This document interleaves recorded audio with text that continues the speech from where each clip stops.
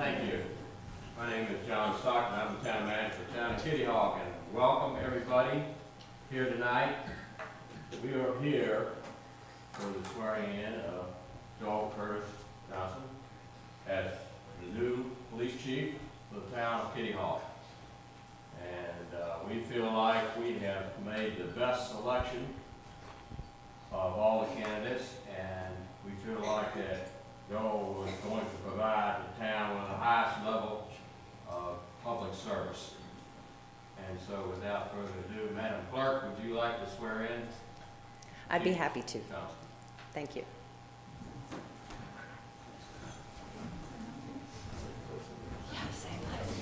You remember there's more than one you're swearing in.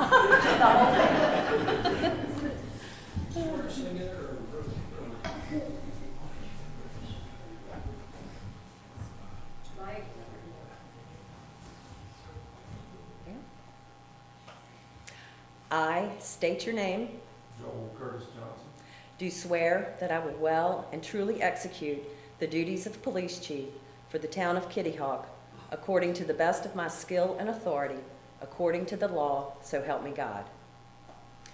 I state your name. Joel Johnson. Do solemnly swear that I will support and maintain the Constitution and laws of the United States and the Constitution and laws of North Carolina, not inconsistent therewith, and that I will faithfully discharge the duties of police chief for the town of Kitty Hawk. So help me God. Thank you.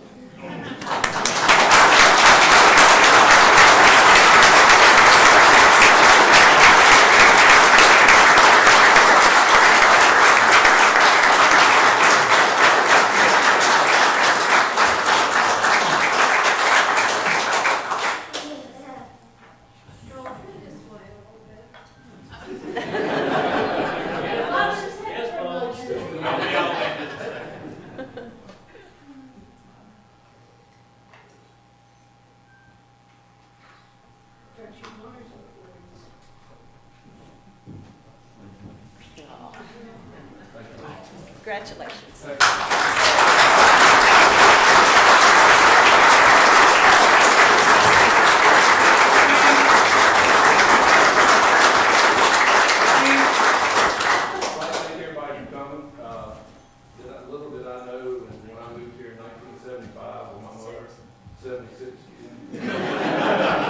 About a quarter mile from here when we first moved on Shelby Avenue, in an apartment there in Mr. Shelby's apartments, that I'd be standing here today.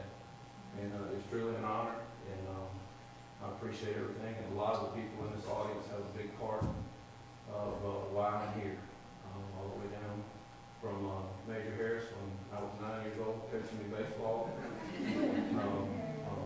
Get my first job, James Grayless, and Bob Morris, and everyone else has been a part. And I appreciate everybody that's helped me achieve this goal, because all of you have, whether you know or not, you had some influence with the ones that are above me in law enforcement, and my parents, of course, and my wonderful wife, and my kids. And now I don't have to be away on holidays and nights as much. But it's a lot of hard work, and we've got a lot of hard work ahead of us. And I appreciate everybody coming. Thank y'all very much.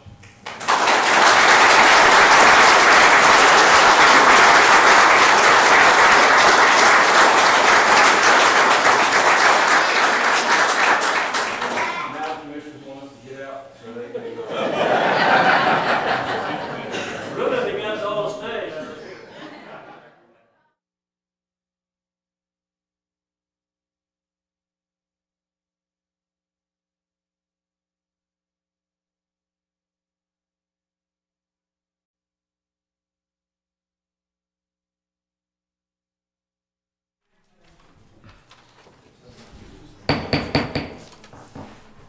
Call the Kitty Hawk Town Council to order Monday, January the 7th, 2013, Kitty Hawk Town Hall at 6 p.m. I want to welcome you out tonight and ask you to join in a moment of silence and Pledge of Allegiance.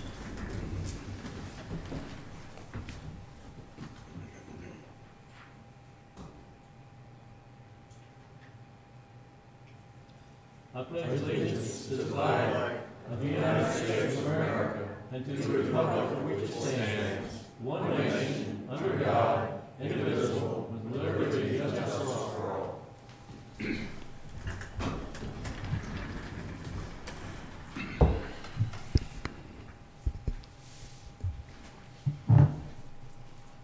Next is approval of the agenda. Does anybody have any changes to the agenda? Do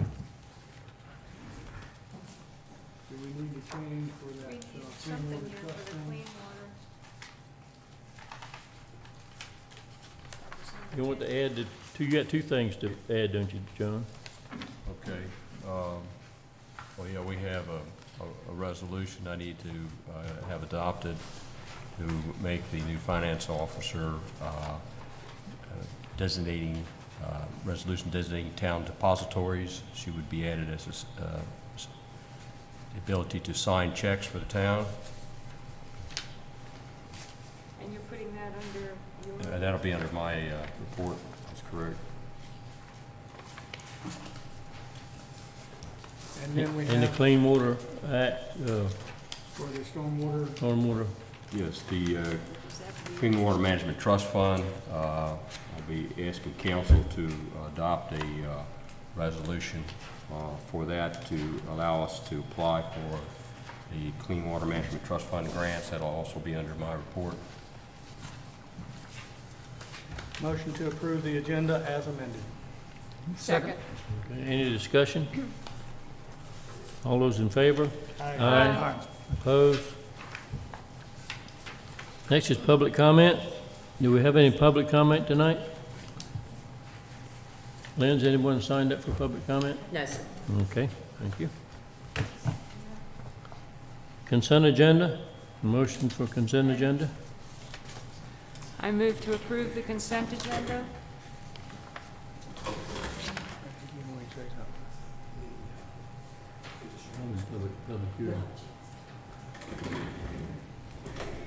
Want to move the consent agenda? It was for public hearing, right? Yes. Motion to approve the consent agenda as promulgated. Second. Okay. Any comments? All those in favor? Aye. Opposed? Okay, items removed from consent agenda. We don't have any of those. Next is public hearing.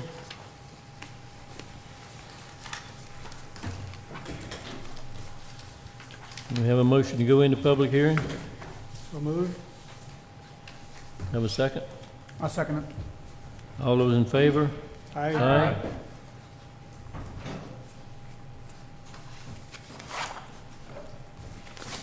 Mr. Attorney, we have anything we have to do special with this? No. Okay.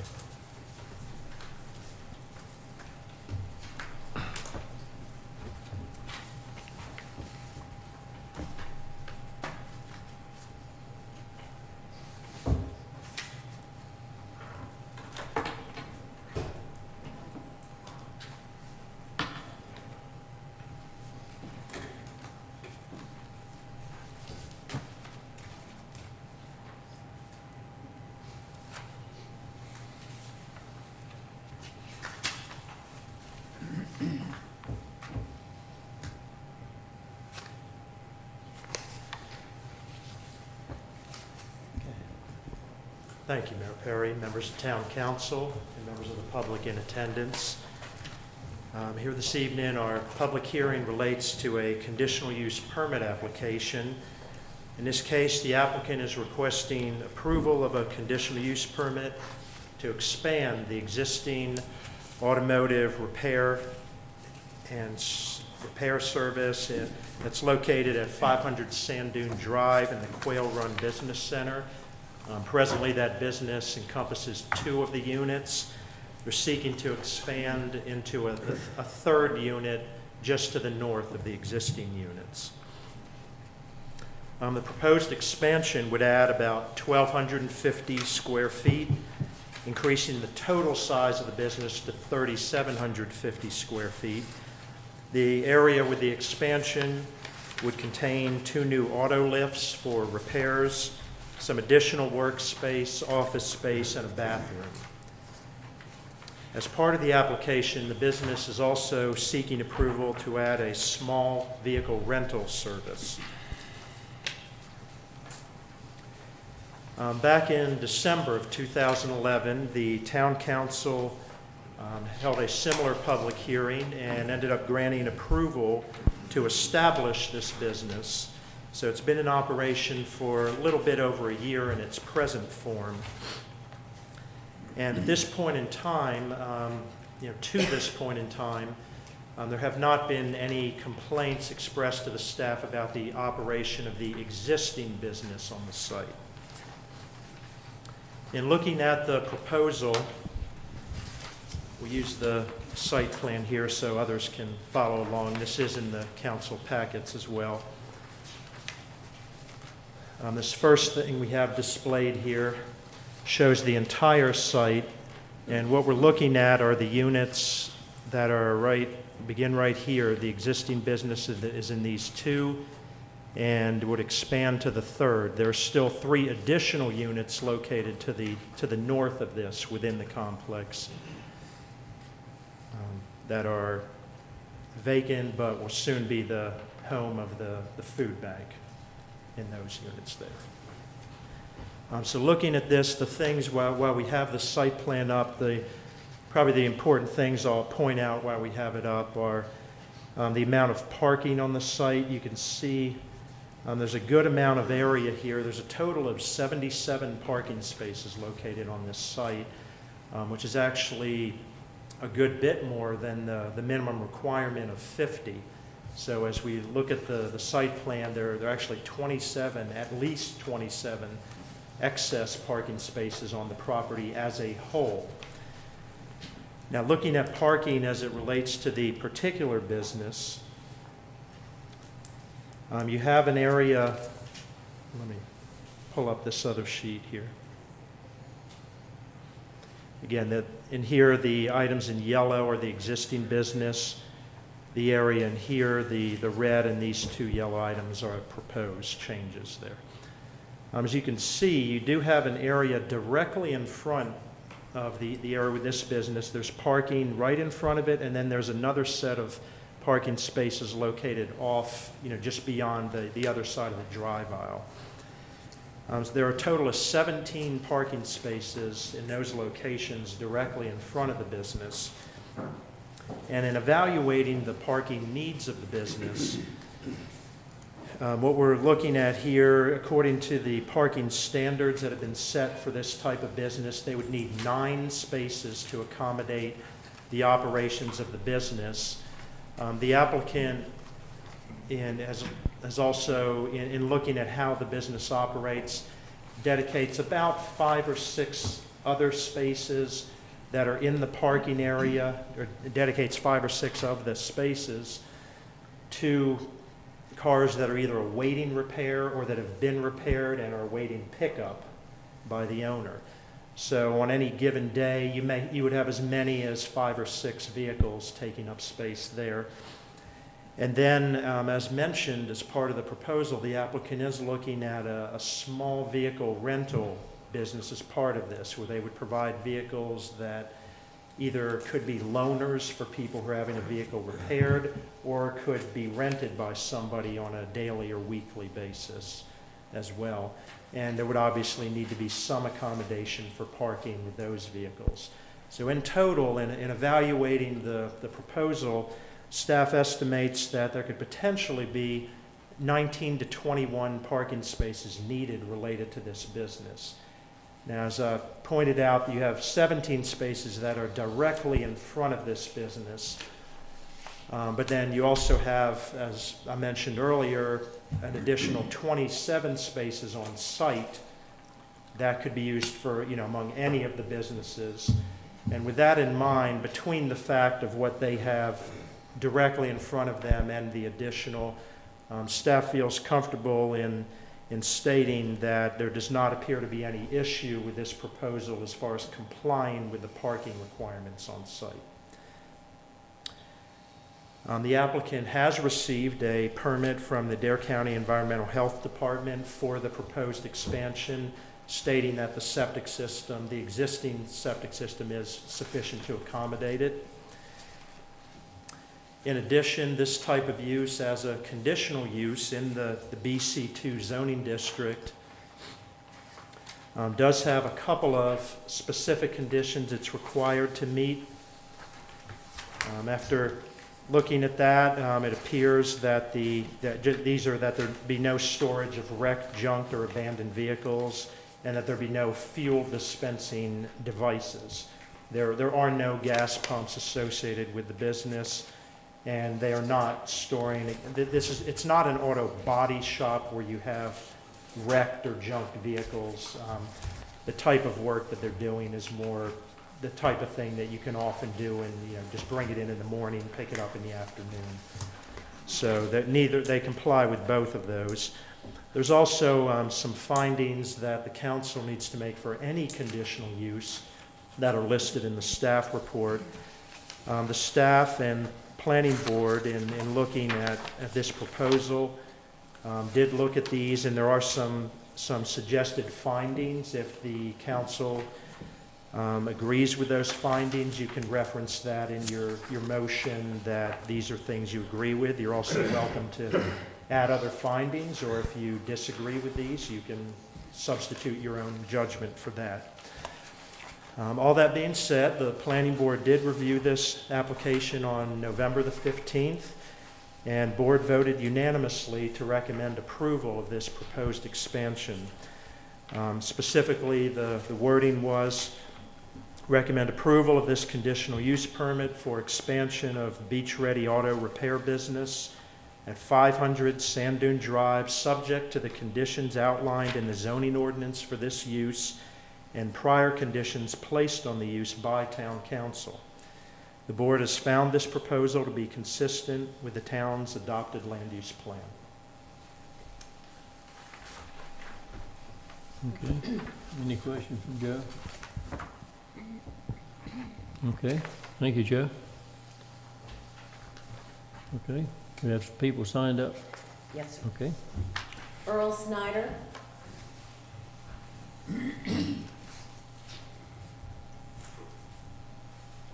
Members of council, my name is Earl Snyder. My wife and I own a home at 103 Sonny's Lane, Sonny's Lane is immediately adjacent to the northern access to the property in question.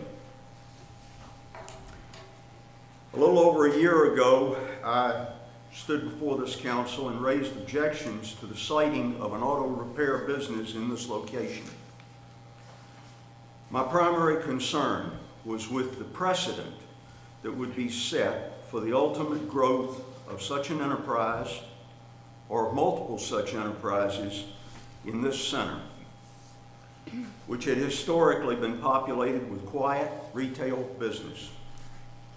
I noted at the time that the Quail Run Business Center was only accessible from 2 residential streets. Worthington Lane to the north is the only road into the Worthington Lane community and is the primary road for the Sonny's Lane community. Sand Dune Drive to the south is a primary access for the Sandpiper Key community. The business in question is close to the Worthington Lane access, and its traffic impacts both roads. My concerns regarding this business and with its expansion continue. First, while the expansion requested from Units I and J to incorporate Unit K is not extreme, the impact of that expansion might well be. Beach Ready Auto already occupies the entire parking area from their business to Worthington Lane on a routine basis, including parking their vehicles in the loading area at the north end of the building. It's not unusual for vehicles in various states of repair and disrepair to be parked in that area. It is also not unusual for vehicle noise to begin early in the morning, engines racing, loud exhaust, etc., and continue through the day. The requested expansion will only bring those annoyances closer to Worthington and to the communities it serves. Second, the request to add a vehicle rental activity at the location can only add substantially to the parking, traffic, and noise implications for the impacted areas. Such an activity must necessarily incorporate storage of vehicles as well as the public access to the rental activity. Last, and probably most important, the continued expansion of the auto repair activity can only damage the future of this business center for retail use and mar the very entrances to several significant residential communities. Further, adding a car rental agency would constitute yet another major expansion and establish yet another precedent for the future of this location. At the Town Council meeting in December of 2011, members of council voiced the opinion that it was not desirable for this to turn into another Cito's. Yet that is exactly where this is headed, and what will almost inevitably be inevitable if council approves this request. I therefore beg council to disapprove this request. I further ask you, at all cost, to not allow the expansion of Beach Ready Auto to include a vehicle rental agency or activity at this location. Such activities should be limited strictly to locations with direct highway access and away from residential streets. I thank you for your time and your attention. Thank you. That's all that have signed up. Does anyone else wish to speak at the public? Come up and state your name and address. I'm Tom Watkins, and I live at 1907 Neptune Way in Sandpiper Cay. I just wanted to ask your indulgence again, as I did last year whenever this first occurred. Before you make a decision, if you could take a look at the tapes, I believe you probably have them from the last time we discussed this. None of us at that point had a huge concern about the number of vehicles because during that discussion, the business in question presented it as 5, 6, maybe 7 vehicles is all that would be there, and all of that is on that tape. If you go there during the day, that's not what you find. I know when we discussed it in terms of the aesthetics of it, the people who live in Worthington and we in Sandpiper Cay take pride in our community, and we work to make it be a desirable place that is aesthetically pleasing. The comment I have now is not just with Beach Auto Ready, it's the Quail Run itself. If you take a drive between the two roads that the gentleman discussed, take a look at the amount of trash that's in there. I don't know whose realm that comes under, but there are pallets, there are abandoned hot tubs that have been sitting there for months. It's just unsightly, and I would like, as a part of this, I probably wouldn't have come with those issues, but when I saw this was happening, I thought it's an opportunity to address that again. That it doesn't need to look the way that it does. The gentleman who owns the development, and you can check that on the tape, said that they routinely maintain that barrier between our community and Quail Run. And I indicated to him that I had never seen that done. I had never seen that barrier trimmed, the Russian olive. I can assure you it's been a little over a year since I was here before. That has not been touched in that period of time. I just feel as though what we had to say last year, quite frankly, I feel that we were patronized to an extent. The paper that lists the conditional use requirements that we got a copy of lists the things on here. One of them is that the doors, the rear doors would be closed during use. We didn't ask for this, but the discussion in here was that all the doors would be closed during use, and they're not. It's just a case where if you're getting something verbally on what needs to happen or how this is going to look, I think someone needs to make sure that what they receive in conditional use, if in fact you grant it, matches what was discussed and agreed to in here, and that further, someone takes the time to go out and check for that compliance. Thank you. Thank you. Does anyone else wish to speak?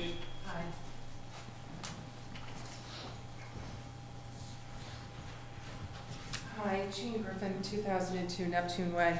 I really wasn't planning on speaking tonight, and I actually wasn't even going to come up this evening because the town really can't unring this bell. You guys set this into motion last year.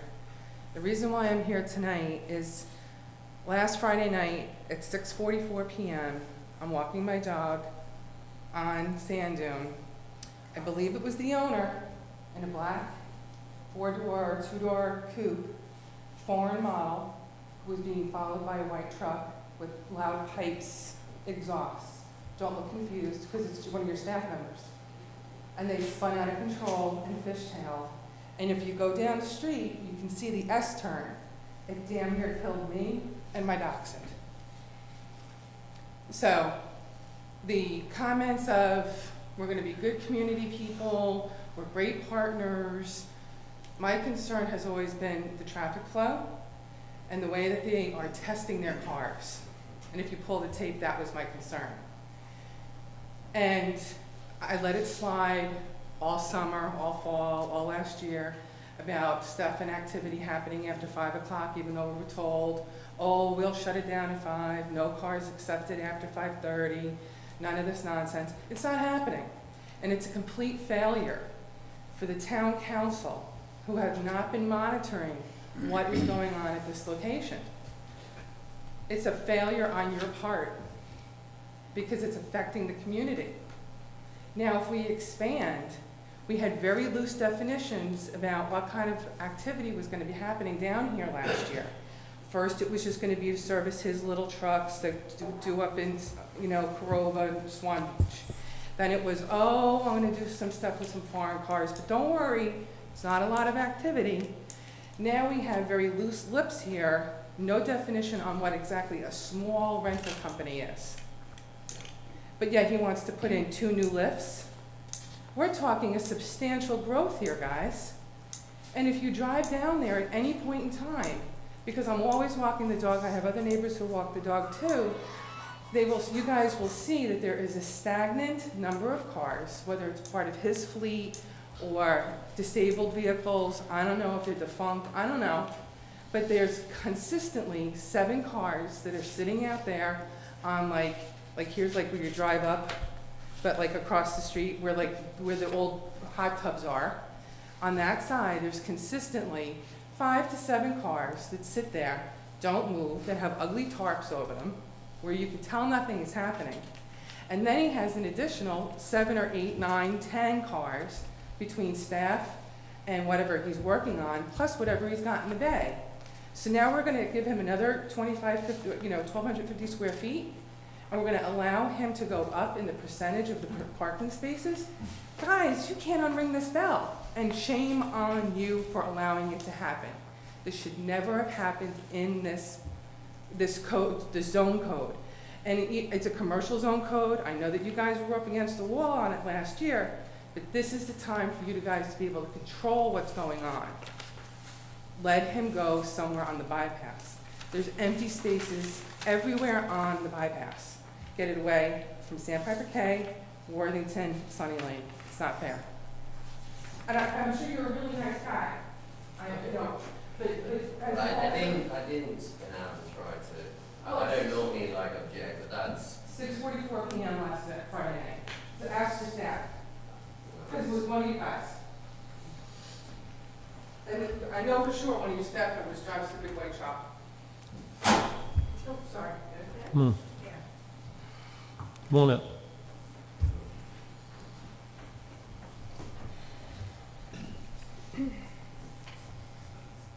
Hi, I'm Sandra Stanley. I live in the Sand Dollar Circle area and also Sandpiper Cay. I also wasn't going to speak tonight.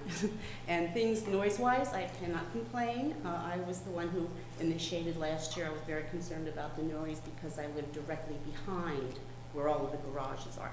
The gates are generally open. I walk a lot, summer, winter, all the time. The doors are more often open than not. I did want to comment since Jean, excuse me, said that she had this incident last Friday evening. Another neighbor on Sunny Lane had told me they were concerned about, I think it's not necessarily you, but some of your customers ripping out, you know, these are high, these are these big vehicles, you know, and this is a real testosterone kind of thing, and ripping out onto Worthington Lane. And his mother actually called the police and complained, and she in turn got a call from somebody in the business. Why was she complaining? So I just wanted to add that, as since Jean mentioned, there definitely are situations and times when not necessarily the owner or his people, but people who come there with their vehicles, when they leave, they're just all hyped up and just blast out of there. Thanks for your time.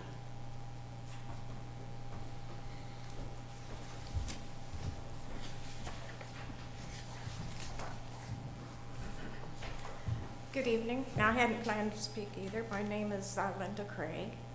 I live at 3102 Coral Reef Court in Sandpiper Cay. I'm Vice President of the Board of Directors for Sandpiper Cay. Can't hear you. Okay. Is this better? A little bit. They tell me I'm soft-spoken, but we'll try. I want to congratulate the owner on his silver tongue speaking. I can't say I agree with all of it. I can't say it's all correct. But you do have a silver tongue. There's on occasion where, 2 occasions that I'm aware, that there's been some type of a doom buggy of sort, I don't know what they're called, raced through Sandpiper Cay, our residential area, and that is loud, not something that's allowed, and we don't want to see it happen anymore. I truly believe that an expansion of this company, as many of my colleagues and neighbors have pointed out, is this, in essence, creating a monster right in front of us and in our noses. I wonder how many parking spaces are allowed for each business there. Each business certainly has allotment for their customers, and he's talking about parking spaces and expanding to a car rental. I just can't agree with that at all. And I wonder, when you're doing something like that, why he doesn't present letters of approval from his business neighbors saying, oh, we're delighted, please let this happen, or is this disturbing their businesses? You know, I haven't seen this. But I hate to see a monster growing right in front of us, in front of our community that we take pride in and we maintain, even through hurricanes and tornadoes. We get right back to getting our place up to snuff. And we just cannot sit back and watch this happen. And I please ask you to reconsider and keep an eye on these people, because they speak with silver tongue and they want what they want. But I ask you please to reconsider your ideas on letting this continue. Thank you very much. Thank you. Anybody else?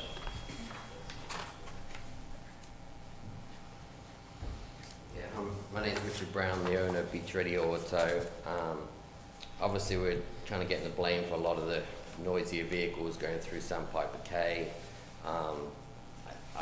Honestly, we don't have a sand dune buggy. The only one I've ever seen is a Jeep. So I guess we get the blame because we're close by, but I don't know anything about that or about. None of my staff have a white truck either, but just one's got a red truck. We've always stayed within the parking requirements. Obviously, all the parking's already been, approved, and that we've got enough parking. So I don't believe that is an issue. As Mr. Joe Hurd said, we haven't had a single complaint. I really have tried to keep my nose clean. It was agreed that we'd keep the back door closed to prevent noise. That has happened, and hence no complaints about the noise. Yes, we do have the front doors open sometimes, but that was okay to do that, I guess. And again, no noise problems. We're not going to turn into a monster. This actually gave the owner, because he had like a really, really big unit that he couldn't rent. He hasn't rented that for 3 or 4 years now. With us taking over that one additional unit, it broke the big unit down into 2 separate units, and as soon as we did that, he was able to rent that now. So now the owner's real happy as well. He's rented it to the food pantry, so it's worked out pretty good for everyone. So the food pantry's happy to be there, and we just took over that one additional bay, which broke it up, so it made it more affordable for the food pantry. And I'd just like to answer any questions that you guys may have as well. I have a question. Okay. I've been by there several times going to Ace Hardware and whatnot. Mm-hmm. And for the longest time, there was this zebra stripe painted bus. Yeah. And it was parked there for a long time. And I do recall when we were talking about the conditional use the year before, mm-hmm.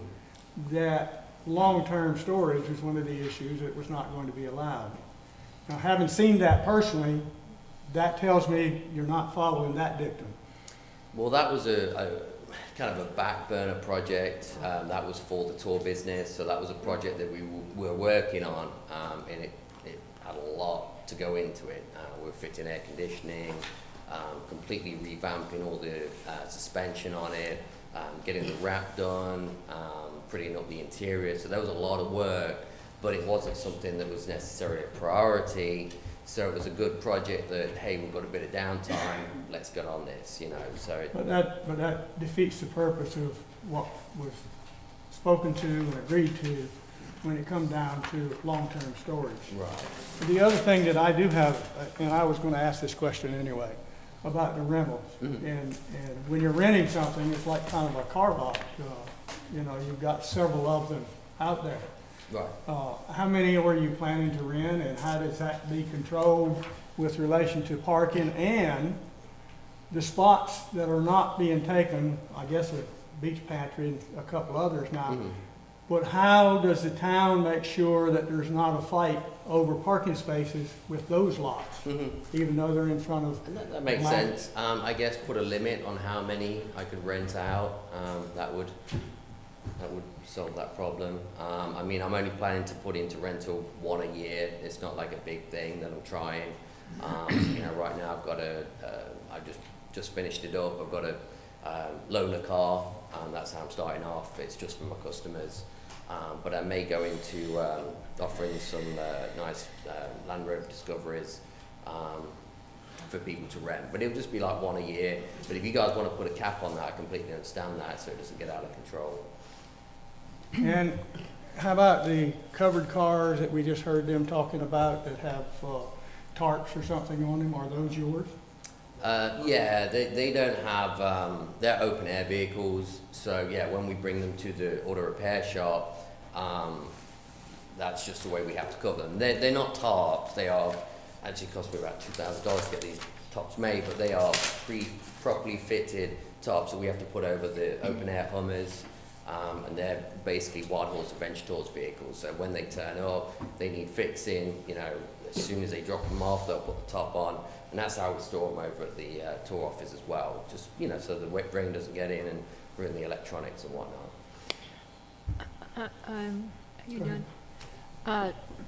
The car rental, I think, is being treated in this as an accessory use, correct? So it's not an actual car rental agency. It's, No, it's an accessory use to Yeah. your business. Yeah. So you say you have a loaner right now.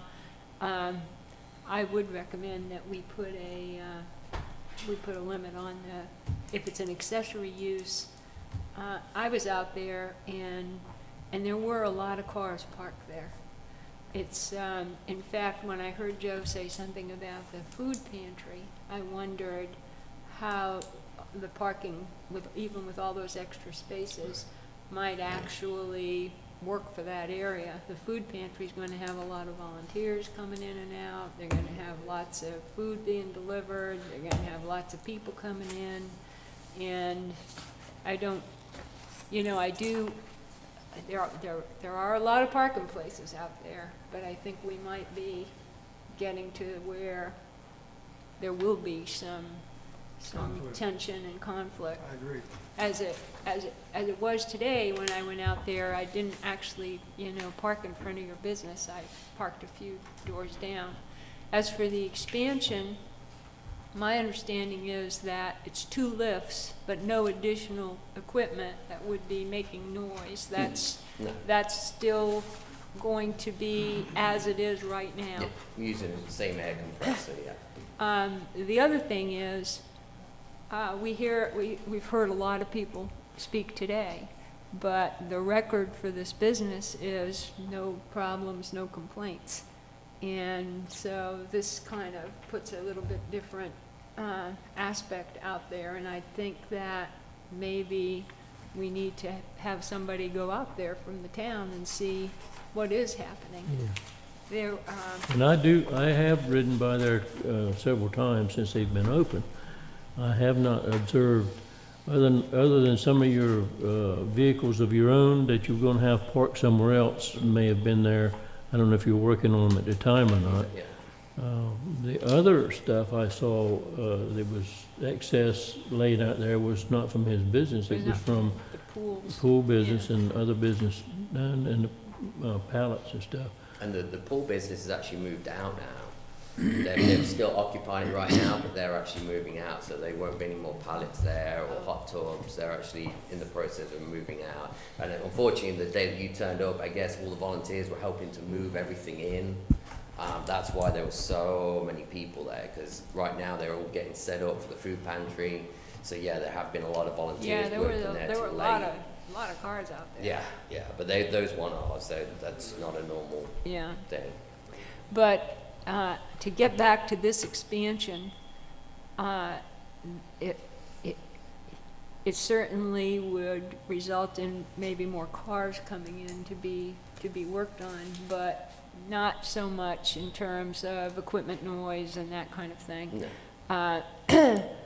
When I did talk to you, and you said that the same kind of soundproofing was in that unit, and so I think that's probably not an issue.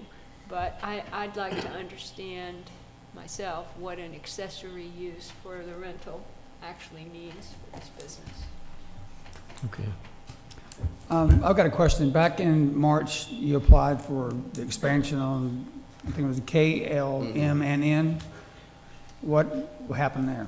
That would have definitely caused a lot more opposition, I felt. With it expanding all the way down the line, we would have been at the very, very end unit, and I did think that that was going to be excess noise for anyone that lived there on the public roads.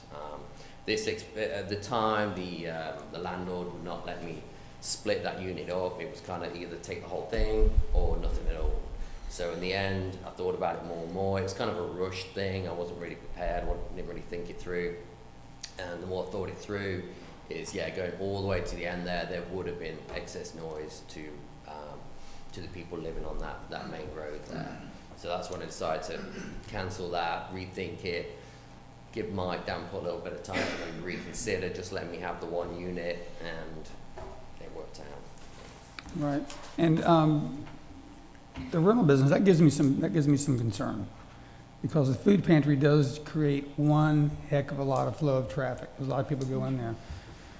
Having said that, the rental business you're talking about doing, is that for renting four-wheel drive vehicles to go to the four-wheel drive area? No. It's a separate thing. No, it's I just say right now I've got it's actually a old police car that I'm renting. Well, not renting. It's more of a loaner car per se. You know, if it's a preferred customer, then I'm not going to charge them. If it's a customer just turns up, you know, then I may rent that to them. But yeah, right now it's an old police car that I'm using. You know, I'm a firm believer in letting small entrepreneurs make a living and increase their business when they can. But the intrusiveness, that does make some concern with the expansion, especially with the rental and so forth, and with the food pantry going there. I will tell y'all that about a month ago, I think I called Ben because one of the residents out there called me. As a matter of fact, I saw her at the dog park, and she said that there was some containers behind the building and that she had seen back there. And there was a car out front, which was the Outback car, I believe, that you're working on. And there's some pools and so forth. And now Ben did go and check it out. And he called me back the next day really prompt and said that the only thing he saw out of compliance was the fact that the car had been parked there and been parked there for a while. And the pools from the other guy. But that's the only complaint that he's had. So, that's all I got. Okay. Anybody else? You want to say something? Okay, come on. My name is John Morello. I'm the manager of Beach Ready Auto.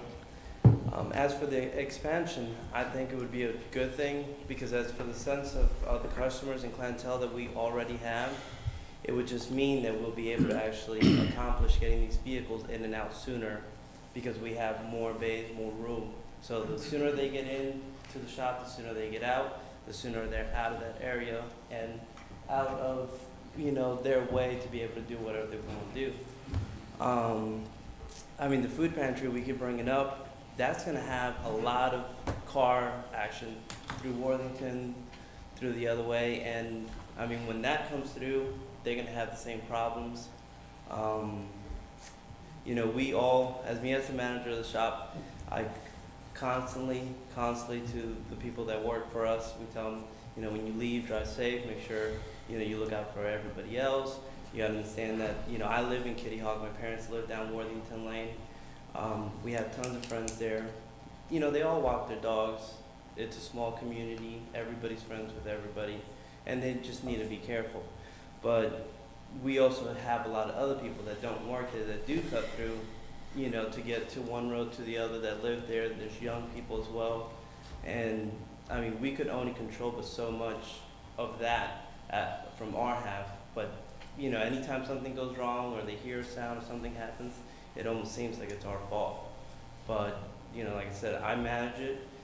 And my gosh, you could speak to my guys. I'm down the throat 24/7. Our back doors are closed. Rich has provided us with AC and heat. So if we open the doors, it's kind of for like a second to bring a car in and bring it out, because if it's hot, we don't want to be hot, and if it's cold, we don't want to let the heat out. So we're always trying to keep everything closed. As you know, for the zebra bus and stuff like that, those are projects that we're working on, but they don't ever just sit aside at night just because we know people are walking through. We bring them inside. We try to keep organized and clean as much as possible. I mean, he spends tons of money on pressure washing, on cleaning. You know, it's amazing how much we always try to keep that whole section clean, even though it's a private section. But we know, you know, kids go by. There's, you know, everybody else that works there. So, I mean, you guys are more than welcome at any time to go and check it out. You know, surprise visits, you won't find any difference than what we're doing on a daily basis, making sure that everybody is doing what they should be doing and keeping everything organized and clean. So, Okay. Thank you. Do you want to come up? I just very briefly wanted to comment on the vehicle that It wasn't something that was theirs. I was with Sandy and a few other people in our landscape committee the day that came through, and it was on Angler Way at a very unsafe rate of speed. And it wasn't like just because it went by, we're automatically assuming that it was from your business. It wasn't you, but it was employees of yours who had T-shirts from your business. Sorry. It wouldn't be me if I didn't have something else to say. Trust me. I just think that by adding 2 more lifts, boy, wouldn't we be naive if we didn't think that sound, for every lift that they do, what are they going to do? They're all going to share the same drill, hydraulic thingamajiggy? That's ridiculous to think that the noise violations or noise whatever.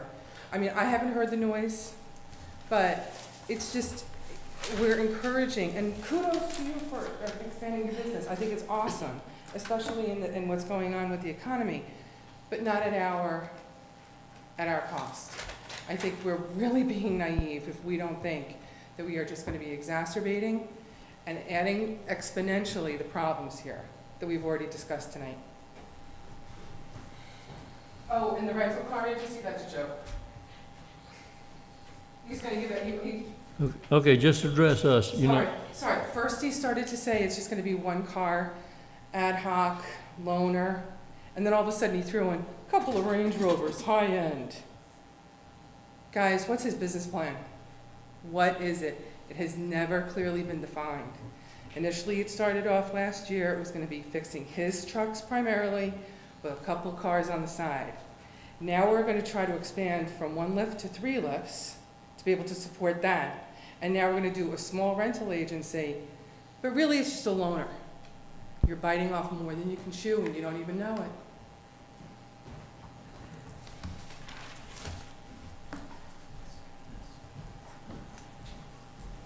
Well, I hear we have more than one silver tongue among us over here. I suspect that all of you are homeowners, and you take pride in your community and your home where you live. In Sandpiper Cay, we have 180 homes, each individually owned. And we love it there, or we wouldn't be living there. And I would think that you would feel the same way about your home. Quiet, walk your dogs. We have lots of dogs. We have dog rules, just like Kitty Hawk, the town. You have to pick up, you have to have them on a leash. We love our community. We do not want the value of our homes to go down. We do not want it noisy. We want it safe. And let's see, where would you like to have us send the complaints? Please let us know, because we'll be happy to furnish them. And again, we ask you to reconsider any expansion of this business, and we ask you to keep an eye on these folks, because we're hearing all kinds of stories that aren't so tonight, and we're getting a little more upset each day as we move forward. I would ask maybe that the agencies of the town of Kitty Hawk would keep an eye on them also. I suggest to my board and our owners, I'm going to have it put out that let's all just start taking pictures. Okay? We can send you pictures along with the complaints. We don't want to take up all your time looking at pictures and not reading all of our complaints, but we're very concerned about our community, just as you would be if this was happening to your community. Like I said before, Sandpiper Cay was hard hit by a tornado, by Hurricane Charlie. Not by the hurricane, but by the tornado. We've been hit by, let's see, Isabel, Irene, Sandy, but we get it right back up to snuff because we're proud of where we live. And we like it where we live. And we have a great board of directors, and we have great people that live there.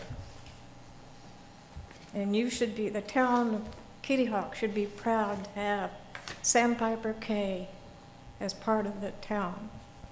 I appreciate your time, and I beg that you will consider denouncing their request. And as for what did I hear him say? Oh, they're going to be loaner cars. How come it says rental here? Where is he? Has he made up his mind? Did he turn in the right thing to you guys? What is he talking about? Let's see. When I take my car into my mechanic, I take it in, I have a neighbor or a friend follow me, and then I get a ride back home. I don't expect that person to give me a loaner car, and I don't have to rent a car. They take care of me, okay? And I get my car back, usually in the same day. Now, these people have got to make up their mind. Is it going to be a rental, or is it going to be loaners? Loaners, you don't charge for. It's out of gratitude that you brought their car in to have it fixed there, okay? I don't know what these people are telling you, but please say no to their expansion and keep an eye on them. Thank you very much. I'm just trying to give a higher end auto repair experience. You know, if I take my vehicle, my BMW, to the BMW dealership and it's out of warranty, they're not going to give me a loaner car. I have to rent a car, you know, and if I go all the way to Virginia Beach, then, you know, that makes sense. And I'm offering the same service here. So if I take Land Rover, you know, you get to Land Rover, they're going to want to rent you a Land Rover. If it's under warranty, then yes, they would give you a loaner car. Obviously, I'm not a dealership, so I don't have loaner cars for people that are under warranty, but yeah, the better customers I would definitely give a loaner car to for free. I may do some rentals, and that is outlined in the plan, and that's also what I'm asking for. I guess that's about it really on that aspect. And again, you know, just to reiterate, I'm renting this location. You know, it's not like I'm trying to buy this location. It's not like I'm trying to build this location. I am renting a commercial unit. And unfortunately, the people at Sandpiper Cay, they know that this unit exists. And it's commercial land. It's also always been commercial land as far as I'm aware. So if you buy a house next to a commercial district, you know there's going to be commercial activity there. You know, depending on how busy, you know, you can't really say, well, I don't really want any more business. I mean, they've had it obviously a lot quieter than they would have normally because half the units haven't been rented for many, many years. And this is giving the owner a chance to rent these units and make some money because this is a big investment on his part, and it is a commercial property. He bought it as a commercial property and he's leasing it as a commercial property. It is unfortunate that they back onto that, but if you live on a golf course, you're going to get some golf balls, you know, and that's a horrible thing to say, but this is a commercial district, and it's been zoned that way, and when they bought their house, they knew that this is a commercial district. Sorry. That's enough. Yeah. Oh. Sir, excuse me, hold on. Again, we have to be naive. If you don't think that this gentleman doesn't have eyes on purchasing this property downstream, he has made substantial capital investment in these buildings to be able to support soundproofing, fireproofing, all the other things that the town had required. Once again, ladies and gentlemen, take your glasses, you know, take off your blinders. He's made the capital investment to these properties. You're not going to be able to unring this bell. Okay. I mean, let's just call it. I had meant to quit with my last set of comments, and they were written and submitted. However, for the benefit of the gentleman business, the name of this business is Quail Run Business Center. So it was when I bought my home. So it is, I believe, today. Yes, it is zoned commercial. When I bought my home, it was established retail businesses consistent with the name of Quail Run Business Center. Only within the last year, a little over a year, has this become Quail Run Automotive Center, Cito's North, or whatever we want to call it. But the name of the business is still Quail Run Business Center. Yes, we understood what it was when we bought. And it has turned into something other than what we understood it to be and expected. I suspect the folks from Sandpiper Key are in the same boat. Thank you. In that light, I would make one statement. I'll ask the attorney to clarify that. But as far as I know, the auto thing has been in that district since the district was put there. I don't ever remember being added to it, and that leaves us to a thing that it's an authorized business to be in that location. We do have the opportunity to put some conditions on it that would affect area, but that's all I think that we have opportunity to do. Is that correct? That's correct. I'm not sure when that was put into your ordinance, but I think I don't know it ever being added since the district was put there. I don't remember it being added either. The district's been there ever since the town was incorporated, as far as I know. Yes. And the usage, as far as I know, has never been added to it. So it leaves us with the opportunity to put some conditions on that which is allowed in that district, and that's what conditional use is. But it doesn't necessarily allow us to deny it. That's my understanding. I'll let the attorney address that. if he meets all the conditions of the conditional use and any reasonable conditions the council might impose that are related to that use, then I think that's probably a correct interpretation. Any other comments? Yes. I know this is dragged on too long. I just got one very quick comment. I'm going to take a different slant to this. I just moved down here in August. I'm Larry Ashton, 105 Sunny Lane. I just moved down here in August from a little town outside of Philadelphia where I was on the Planning Commission, I was chairman of the Parks and Recreation Board, and God forbid I was a Republican committee man. So I know what you guys are going through. But in today's world, I recommend and I commend anybody who's trying to expand a business in today's economy. But what I would like to do is put the onus back on our fellow commissioners. It's messy back there. If I drive through there, first of all, you kind of get looks like you shouldn't be driving through there, but it's messy. I think you need to go back to the owner of that facility, not so much the onus of this man, and I'm not trying to patronize him in any way. You need to get back to the owner of that place and say, hey, it looks like a crap hole. It really does. It does not fit in with the rest of the environment. Also, I don't know if the solicitor's still here. I don't know what you're smoking, man, but there's not enough parking space. You've got other businesses there. You only showed that one section directly in front of their shop. You've got the new food bank, which is going to bring in a lot of people. You've got other businesses in there that take up parking spaces. But more importantly, put the onus back on the commissioners. You need to get back there and get somebody to clean that mess up. It doesn't look nice for us to even drive by that, or does not represent Kitty Hawk or your positions very well. Thank you very much, and if you need me, I won't serve again. Thank you. I did my 10 years. Anybody else? Okay, do we need to talk to Joe about the rental thing before we close the public hearing? Yeah, if you want to ask him any more questions or any more information, you need to do that. Asked you about the car rental.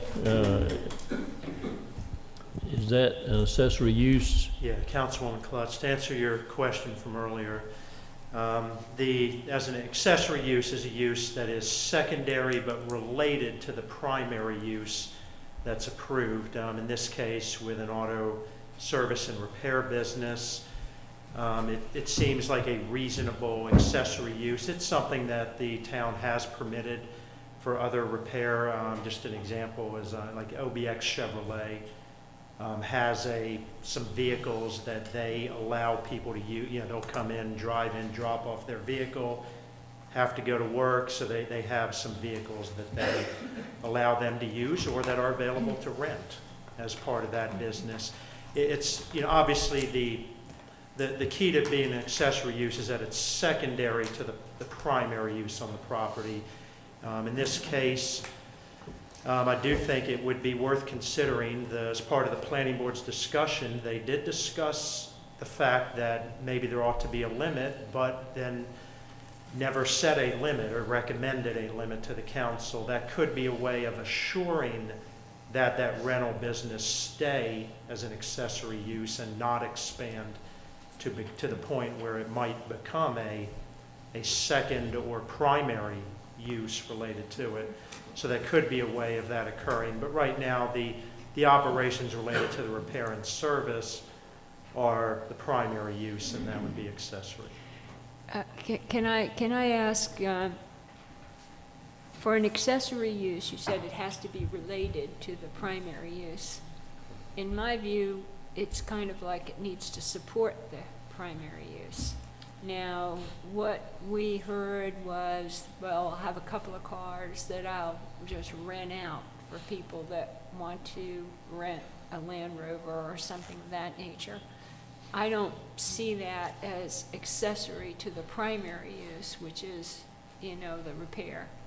So, but I don't also know how you have any kind of an enforcement mechanism for whether or not it's acting, the rental business is acting as a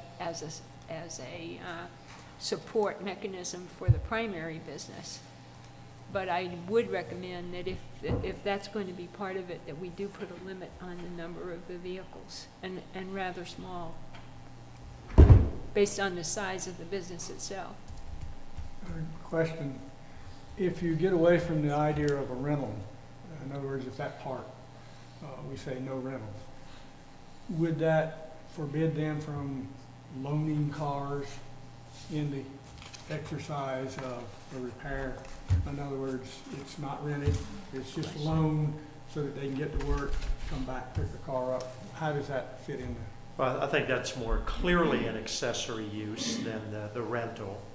We haven't just, you know, in the past we have interpreted, there are other businesses that are renting that are of a similar nature right now where the town has considered that to be an accessory use. So what they're proposing would be consistent with past interpretations as to how that would work. However, if you did want to limit it in that way, certainly the loaner, I think there's a more clear tie to the repair aspect of the business. Well, I wouldn't want to put if we're going to do it, I wouldn't want to put a restriction on it that would not allow them to charge a fee. You know, if they have a loaner, if that assumes that they're just going to not charge a fee, I would rather just put a limit on the number of vehicles and let them handle it as that accessory use in the way that, you know, maybe they can make a few bucks.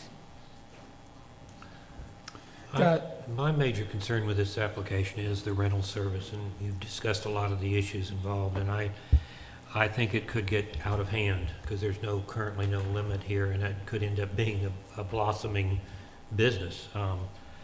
I guess I would say I would not be in favor of the rental service, but you know, the place where I take my car has a shuttle service. Not a rental service per se, but if you need a ride to work when you dropped your car off, they'll give you a ride to work. That's one vehicle.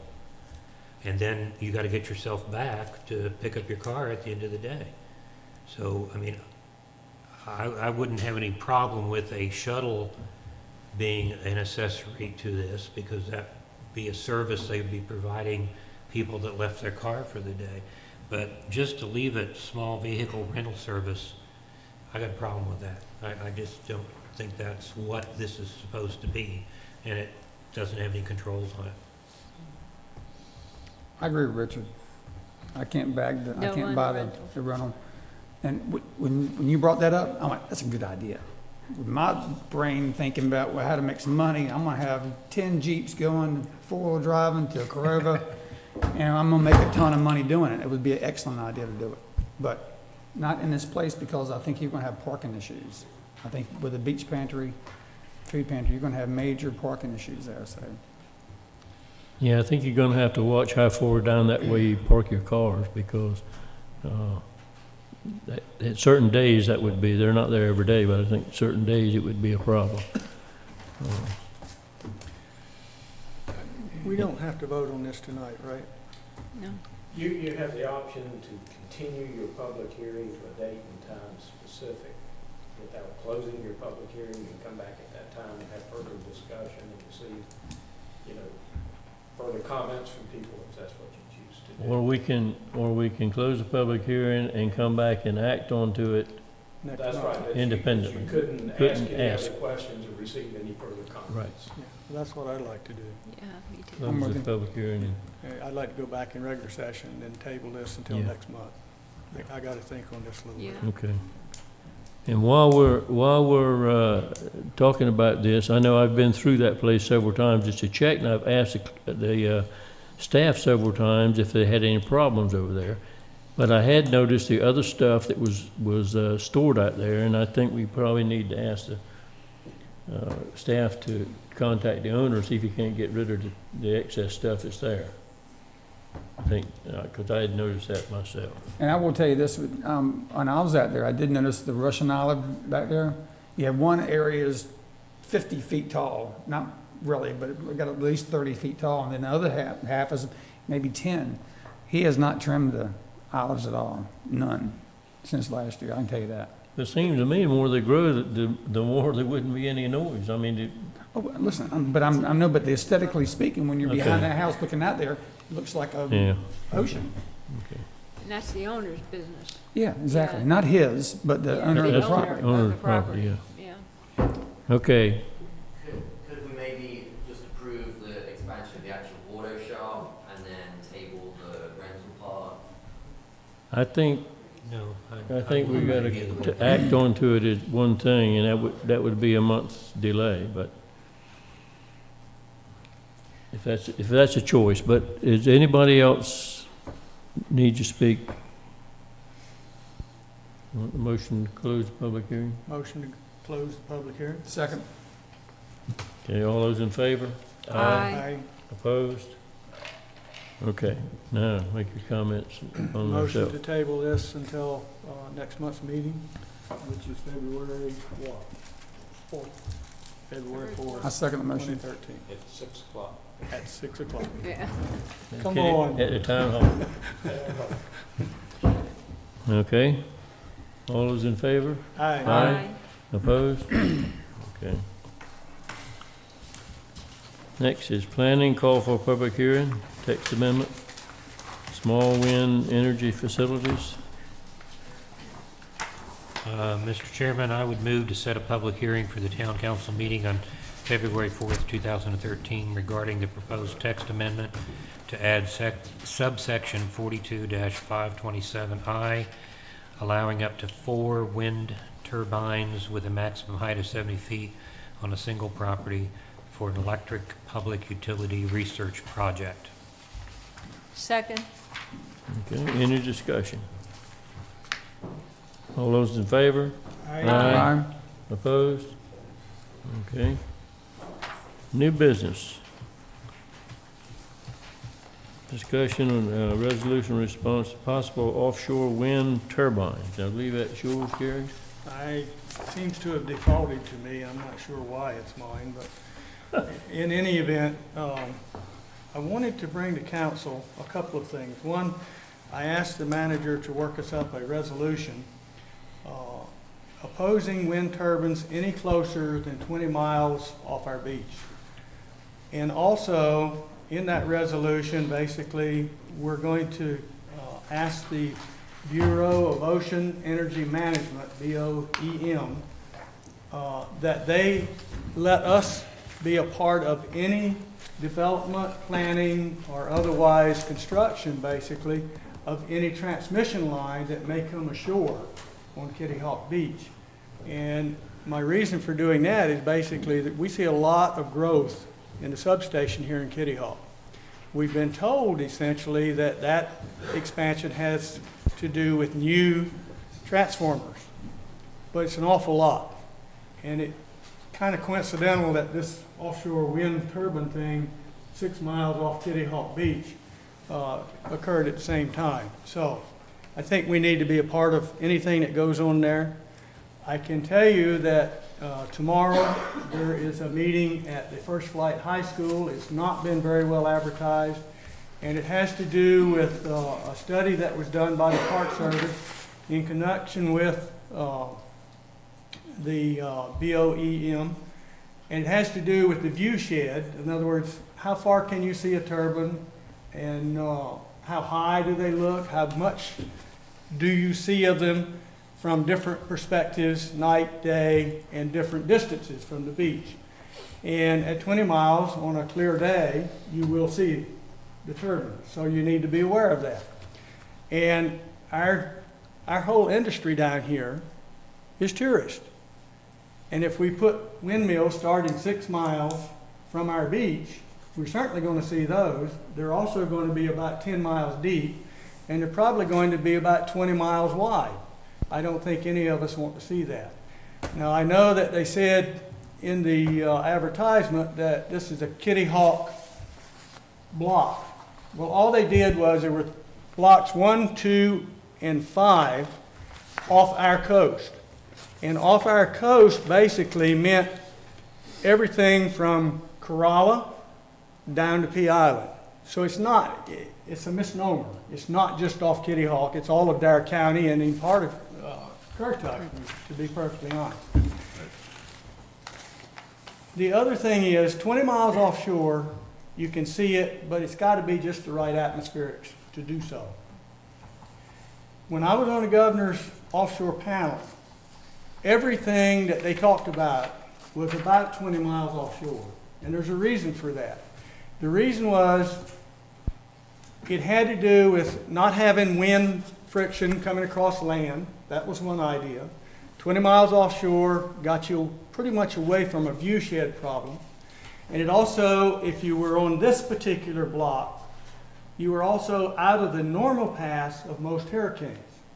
Whereas the Wilmington blocks down that way were prime hurricane blocks. So there were several advantages to it up here, plus the continental shelf it's shallow enough 20 miles off here to be able to put the kind of structures they're talking about.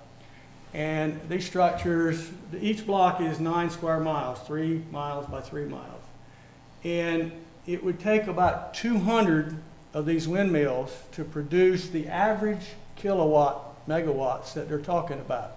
So you can kind of get a feel for how many of those things would be out there. It'd be a whole field of them. I do think this call that they've got to the private enterprise as to whether or not private enterprise has an interest into it will come first to Wilmington. And the reason for that is Wilmington has an infrastructure in place ashore that can handle that kind of current, incoming current. We don't have that here. And Dominion has told us this substation and these transmission lines would not permit that kind of thing. That doesn't mean that can't be changed. So Wilmington has the infrastructure, and also down in that part of the world they have the population and industry that could use that kind of electrician. If it comes to us, if it were to come off of this block up here, I don't think it would come ashore at Kitty Hawk or on our beaches, because if the closest substation that could handle the input from that kind of a wind farm would be up in Fentress, Virginia. It's called the Pittsburgh PJM. It's Pittsburgh, Jersey, Maryland substation. Now, why it's in Fentress, Virginia, I can't tell you, but that's what it's called. Anyway, that's the one that would probably be the one that would take the current. The other thing that kind of bothers me a little bit about this whole process is the fact that our North Carolinian legislature and our universities are all on board because they think it's going to bring a lot of jobs to North Carolina. And that may be true down on the south part, down around the Wilmington area. But I'm not sure it would be true here for the very simple reason we don't have any place ashore to handle the kind of construction that these wind farms require. We're talking barges, special barges, big stuff. And it would naturally migrate to Virginia. Now, North Carolinians can go to Virginia and get jobs, been doing that all my life, and they're still doing it. So how much would actually come to North Carolina from this point of view? I don't know. It would be a lot less than most people think. So having said that, I guess what I'm going to ask the council to do tonight so that we can get our thoughts in to the BOEM. Shall I read this into the record here? Probably be good. All right. Resolution in response to possible offshore wind turbines. Whereas the Bureau of Ocean Energy Management has designated an offshore site as a possible location for wind turbines. Whereas the town of Kitty Hawk has noted that the Bureau of Ocean Energy Management will be conducting public meetings to inform persons about the call in the Federal Register on December 13, 2012, to gauge the offshore wind industry's interest in acquiring commercial leases. Whereas one of the proposed call areas is located 6 miles off the shore of Kitty Hawk. Whereas should the offshore wind turbine farm materialize, there may be a need to provide transmission lines in Kitty Hawk. Whereas it is the desire of the town of Kitty Hawk to be provided with information on the status of the development of offshore wind turbines. Whereas the town of Kitty Hawk wishes to make its concerns known. Now, therefore, be it resolved that the Kitty Hawk Town Council wishes to make known to the North Carolina Bureau of Energy Management that the council does not agree with the wind turbines being located 6 miles off the coast, and requests that the wind turbines be placed at least 20 miles off the coast. Be it further resolved that the Kitty Hawk Town Council requests notification of any plans to install a transmission line from the wind turbines to the existing infrastructure in Kitty Hawk. I motion we approve that as written. My only comment, I'd rather ask to not do it at all, because I'm not in favor of putting them out there, but at least this would be far enough offshore that you couldn't see them much. And here's the harsh truth. It's federal. Everything from 6 miles out is federal. Actually, from 3 miles, 3 miles out is federal. Yeah. But it's federal. If they want to do it, they're going to do it.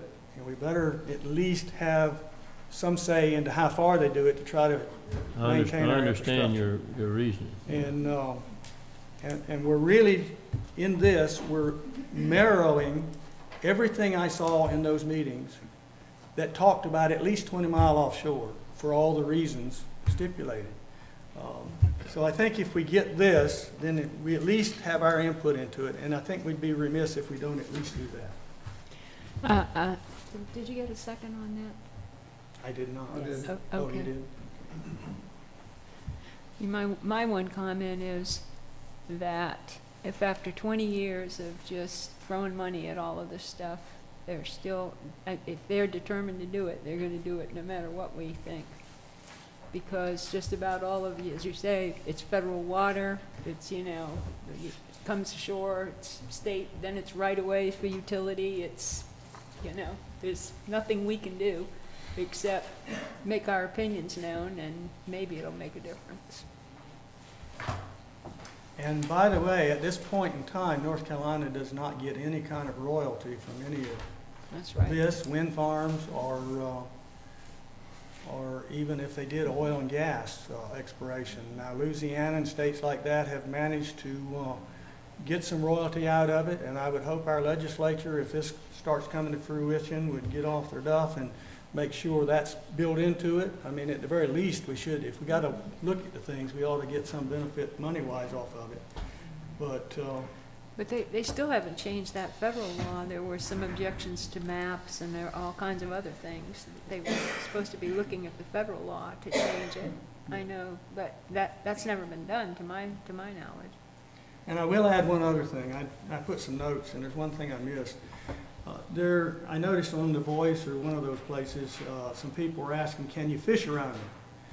And the answer to that is recreational fishing is normally permitted, yes.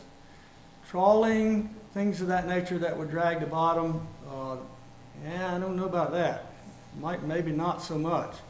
So it will affect in some way or another fishing, some to the good, some perhaps not to the good, because they do create artificial reefs around all of those pilings and stuff like that.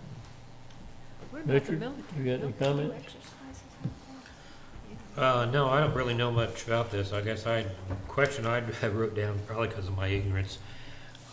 Is this in international waters? You're saying it's not, it's in federal waters? It's in international, well, it's in federal waters. Hmm? It's in federal waters, and How I don't far know. out is federal waters? I mean, Well, wait a minute. It is, international. for navigational purposes, 12 miles out would be international. But for EEZ, economic development zones, 200 miles out. So we're well within that. And everything that they've ever proposed would be 200 miles in. And by the way, if you get 200 miles off, you're in deep water. Too deep So water. Well, that's what my second thing was the continental shelf. I mean, how far out is that? And then it drops down to the end of the earth. Well, yeah, I but mean, that's the reason this is one of the principal blocks. You can get 20 miles off and still be in the water depth you want. And you have the kind of bottom, it's a softer bottom that they can, they're used to putting these things into. Whereas if they get off the Wilmington, there's some hard bottoms down there, and the environmentalists have some real problems with that because they consider that habitat and Well, the military's gonna have some problems with some of that. Now, I they've mean, already depending on eliminated- well- how far out they go. Apex put in a proposal down south, and they didn't even think about the military, and the military shut that down right away. So they've gone back and they fleshed out all of that, and there's 3 blocks. One's up here and 2's down there. And those 3 blocks will have the least environmental conflicts with everybody. So that's why they're making the call. So you're basically saying that the likelihood of it being up here is not very high. I mean, I would think down there would be called first because of the transmission. right. But I wouldn't rule this out because there's a lot of good reasons for it to be up here. Okay. All right. Any other questions? All those in favor? Aye. Aye. Opposed? Okay. Alcoholic Beverage Control Commission resolution? Mr. Mayor, because we have had the retirement of Chief Ward, I'm asking council to adopt the resolution which will designate Chief Johnson, Chief of Police, as the point of contact and require Chief Johnson to process notice of permit applications for the North Carolina Alcoholic Beverage Control Commission on ABC permits. Motion? I just have one question. I noticed on this table that was provided here that the county and Kill Devil Hills just designate a title of a person who does this, and in what I read here, that was allowed. I believe council can do that if they would like. If they would just like to designate a title versus an individual. Versus the Yes, I understand person. you can do that. You know, we don't change police chiefs that often, but you know, I just wondered if there was any advantage to just using the title. Or do you rather have the Well, person? at least you know the police chief, you know who's doing it. Yeah.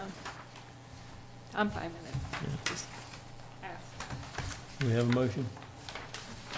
I move that Chief Joel Johnson, Chief of Police, be designated as the official for the town of Kitty Hawk to make recommendations to the North Carolina Alcoholic Beverage Control Commission on ABC permit applications. Second. Okay.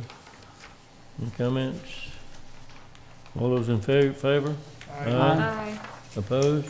Okay. Item 10, reports and general comments from the town manager. Mr. Mayor, I wanted to recognize our new finance officer. Oh, there she is. Okay, come on up, Charlene. I'd like to introduce Charlene Allen. Charlene has extensive financial background overseeing the finance operations in the towns of Nags Head, town of Kill Devil Hills. Charlene is a graduate of East Carolina University with a BS in accounting, and is a CPA candidate and a candidate for certification of municipal finance officers.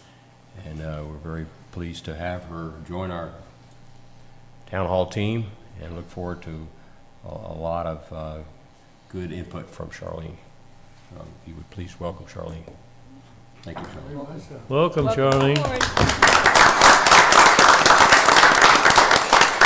If you want to make a speech, you can. I'm happy to be here. I have a question. Did anybody advise you that we don't have the kind of money that he does? Keep a tight rate on it. Yes, sir. Thank you. Thank you. Okay. In addition, I have a resolution that I brought before council, resolution designating town depositories. What this does is this will designate Charlene as a person who can, the finance officer who can sign the checks for the town. So if council would be willing to approve that resolution, then we will add her to the list of individuals that are previously approved. Okay, we have a motion? So moved. So moved. Got a second? Okay. All those in favor? Aye. Aye. Opposed? Okay. Okay, I wanted to also mention to council that John DeLucia of Albemarle Associates had informed me that he has submitted the CAMA major permit application. Included in the permit application are 2 application forms, a narrative, an agent authorization form, copies of the plans for the 7 areas, and a copy of the riparian notification letter that was sent out to 14 property owners. In addition to the application, we've also submitted one to NCDOT for encroachments within the NC-12 right-of-way. So moving ahead with the permit application for the stormwater projects. Because of the timing, I want to mention to council, because of the timing involved with grant applications, I know we've been trying to get these permits approved so that we could submit them along with the application for Clean Water Management Trust Fund grant.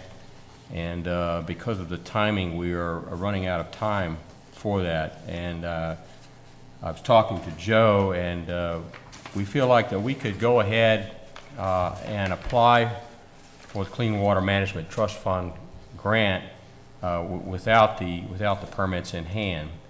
It would allow us to more or less get our foot in the door and be on the books, and in the event that we are not successful in getting a grant award this year, then we would be in a better position next year to do so. The grant grant application is due by the 1st of February, so we're I have short time here to do that. And Joe had mentioned to me that we do need to adopt a resolution that I had attached, given out to council this evening, the authorization to file an application and enter to a grant contract with North Carolina Clean Water Management Trust Fund. If council is agreeable to that approach, then I'd ask council to consider adoption of the resolution.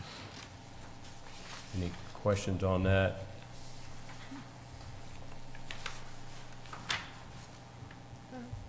I'm fine with it. Yeah. fine. Want a motion? Yeah, motion. I make a motion to approve the resolution filing an application and enter into grant contract with the North Carolina Clean Water Management Trust Fund. Second. Okay, any discussion? All those in favor? Aye. Opposed? Okay. All right. And also, I just wanted to mention, last Thursday, Joe had inspected the premises of Winks and found that all the electronic gaming machines had been removed on prior to Thursday, on Wednesday, last Wednesday. A copy of the fines to date has been provided for council information, and I've asked Steve to comment under his report on the fines themselves. So just wanted to make the council aware of that. And that's all I have, Mr. Mayor. Okay. Steve, you're up next. Just briefly bring you up to date. Of course, as you know, the North Carolina Supreme Court has upheld a ban on the internet sweepstakes type games. And Winks has complied now by removing the machines that they had in place, which will stop the running of any fines by the town. I did get served with a notice of appeal, so to speak, a petition for writ of certiorari to the Superior Court of Dare County in regards to the Board of Adjustment decision that was made. So that's still pending out there. I've tried to reach Mr. Jacoby, who represents Winks in that matter, a couple of times now to see what his intent is with regard to that, in view of what the North Carolina Supreme Court has done at this point. And so I'm waiting to hear back from him as to whether or not he's going to withdraw or abandon that appeal. But even if he doesn't, I do not believe he can be successful for a number of reasons. There will be some procedural motions I'll file if he does not withdraw it, and even if it should get to a hearing in the court, I do not believe he can possibly prevail based on the facts of the case, and as well as it's illegal in North Carolina right now. We do have this other thing hanging out there. The folks who lost in the North Carolina Supreme Court, I understand, are planning to appeal to the U.S. Supreme Court, so that's still pending out there. Don't know if the U.S. Supreme Court will grant certiorari and review the matter or not. It's not likely, but we just have to wait and see. So we're sort of in a little state of limbo right now, and once we get the issue of is the appeal withdrawn, abandoned, or get it dismissed, then we'll come back and we'll talk about the collection of fines as the council sees fit. Was that filed within the time limit? Well, I can't tell if it was filed correctly or not, to be honest with you. What I was served with was not a filed copy, and I have asked to obtain a copy of the file from the clerk's office. I was out of the office for 2 weeks over Christmas, so some things didn't get done, but they're being done now, so I cannot tell you if it was correctly filed or not. But a petition for certiorari is a little bit different than a notice of appeal. It is a discretionary writ from the court, and I do not know if that's been issued or not. Winks got rid of the machines by the date that the ban went into effect. That's my understanding. Okay. But these fines are still piling up because of well, not this. now. No, they quit when the machines are removed. They removed the machines Last Thursday. Maybe he said last Thursday. Complying with the law that was upheld by the Supreme Court. That made them illegal right. But this case doesn't have anything to do with that. I don't think it does, except that it's hard to make an argument in the Superior Court that the Board of Adjustment was incorrect when the... Now it's a ban, yeah. What you're asking for is illegal. But it was a zoning issue that we were dealing with. But we were dealing with the zoning issue, and even on the zoning issue, I think the town prevails. But I guess the one thing I didn't realize was the law made it a criminal illegal act. That's correct. While it was in the Supreme Court, if they were operating the machines, were they criminally liable? No.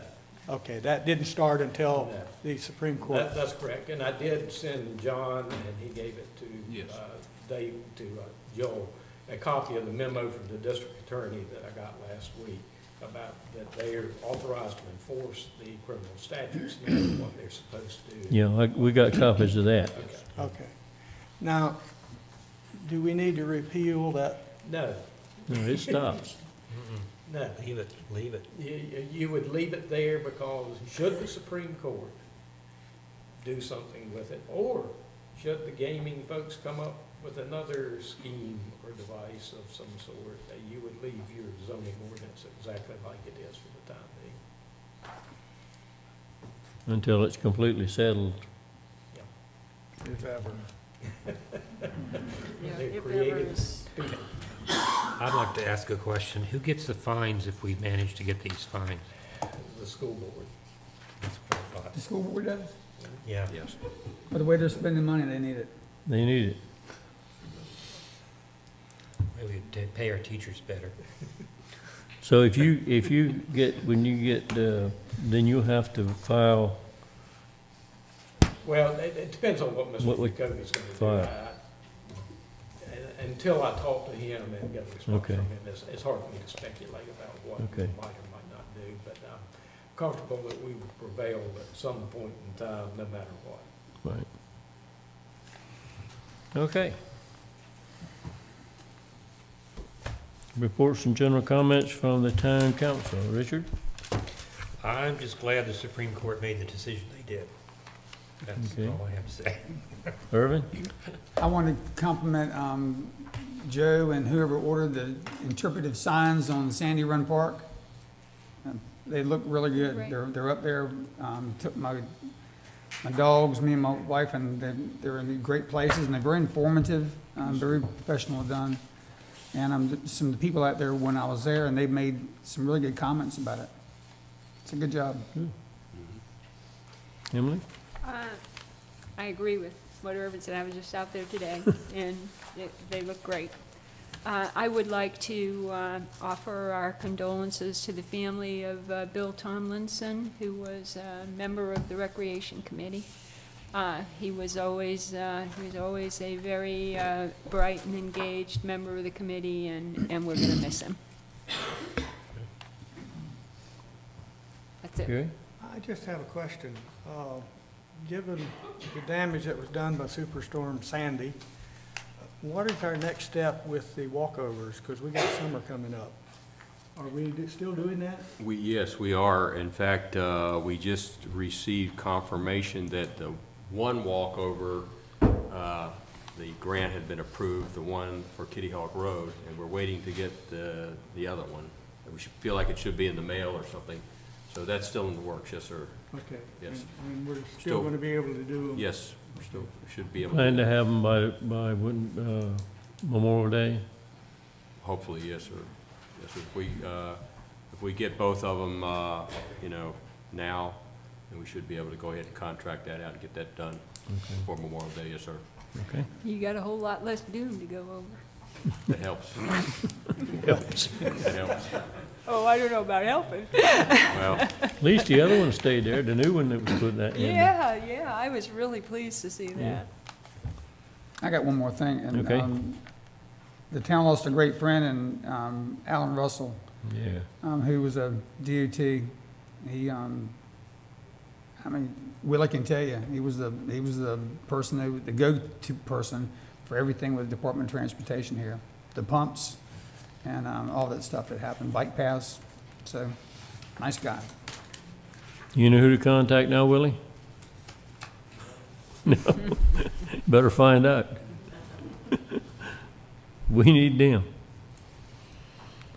Okay. Public comment. Any public comment?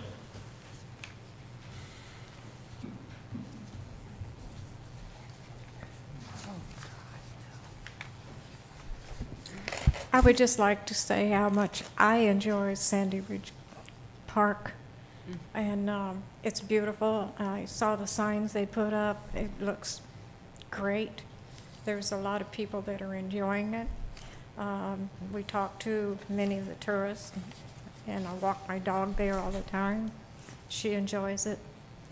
And it's just a really great walk, and it seems that it changes, you know, after a rain, then it's different, then it dries up, and it doesn't matter what type of weather you have, you always see something new. And thank you. Anybody else? Okay, motion to adjourn. So moved. Second. All those in favor? Aye. Opposed? Opposed? Supper time.